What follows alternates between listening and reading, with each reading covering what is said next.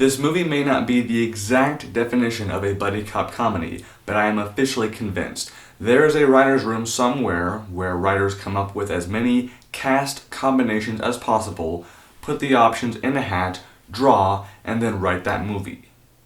Here is the latest result.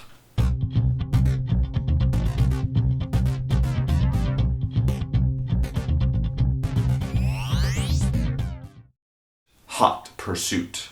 In my opinion, this movie is anything but hot. The story follows a by-the-books cop called Cooper, who is assigned to protect the outgoing widow of a drug boss as they race through Texas. Their journey to safety sees them pursued by crooked cops and murderous gunmen. Let the mayhem and bad jokes ensue. This film comes from Anne Fletcher, the director of Guilt Trip. With this comedy, she is working with Reese Witherspoon and Sofia Vergara.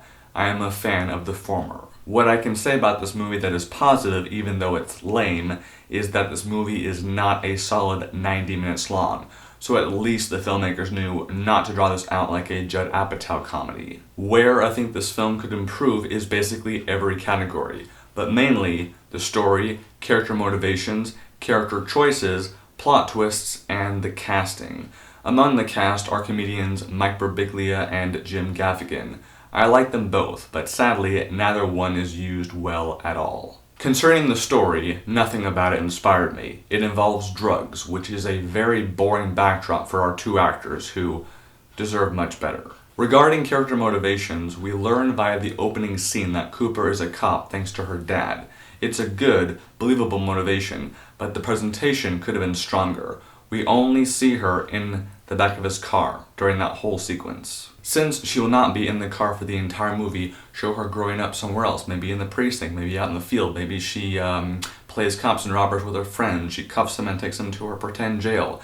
Just something that's not limited to the car.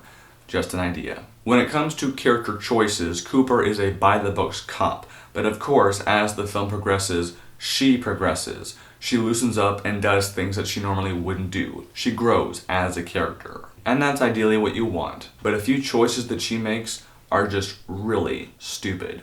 One involves a guy in his truck. Don't even ask. Last but not least, there is a story twist at the end that comes out of left field, and it will never, ever make sense. I will not say what it is, but if you have seen this movie, you know what I'm referring to. With all that said, my grade probably will not be surprising. 1.5 out of 5 stars. If you are craving a good Reese Witherspoon movie, I recommend Wild and/or Legally Blonde. If you are craving a good Sofia Vergara movie, I recommend Chef. She's not the main character, but she is good in that movie. With all that said, thank you very much for your time. I appreciate it. Have an awesome day.